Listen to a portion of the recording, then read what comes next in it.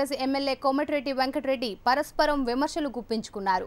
కొందరు కాంగ్రెస్ సభ్యులు మద్యం తాగి సభకు వచ్చారని, జానారెడ్డిపై పడబోయారని పల్లా రాజేశ్వరరెడ్డి ఆరోపించగా వైద్య పరీక్షలకు తాము సిద్ధమని కోమటిరెడ్డి వెంకటరెడ్డి సవాల్ విసిరారు.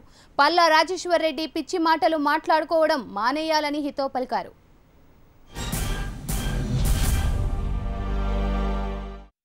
ముఖ్యంగా వారి వెనుకనే రెండో రోజులో నేను కూర్చొని ఉన్నా. ఆ సభ్యులు చేస్తున్న హంగామా, వాళ్ళ యొక్క విచ్చలవిడితనానికి దురదృష్టవశాత్తు కొంతమంది తాగి రావడం జరిగింది.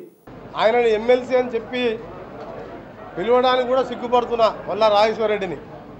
ఇవాళ మా కాంగ్రెస్ పార్టీ ఎమ్మెల్యేలు ఉదయం అసెంబ్లీ లోపల జరిగిన సంఘటన మీద కాంగ్రెస్ ఎమ్మెల్యేలు తాగి వచ్చి సభకు వచ్చారని చెప్పి అనడం నిజంగా ఆయన ఎమ్మెల్సీగా ఉండటానికి కూడా అర్హుడు కాదు. కాంగ్రెస్ శాసనసభ్యులు, శాసన మండలి సభ్యులు కొంతమంది మద్యం త్రాగి ఇలా సభకు రావడం జరిగింది. చాలా దురదృష్టకరం. కేసీఆర్ మీ ఎమ్మడి పెట్టుకొని మమ్మల్ని తాగుడు గురించి మాట్లాడితే దయ్యాలు వేదాలు వెలించినట్టే ఉంటుంది. వాళ్ళు ఒక సభ్యుడు చివరిగా తూలుతూ జానారెడ్డి గారి మీద పడితే జానారెడ్డి గారు లేచి బయటికి వెళ్ళిపోయారు.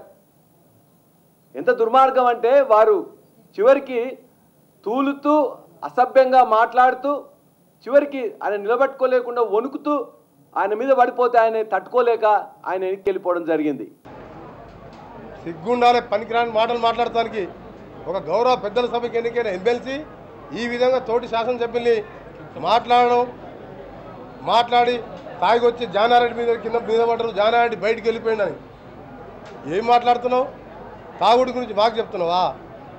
నీ ఫామ్ హౌజులు, ప్రగతి భవన్లు, పూటకో ఇల్లు కట్టుకుని ఎందుకు?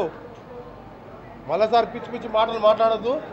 మాట్లాడేది ఉంటే నువ్వు రా, మేము సిద్ధంగా 12 మంది ఇక్కడనే ఉన్నాం.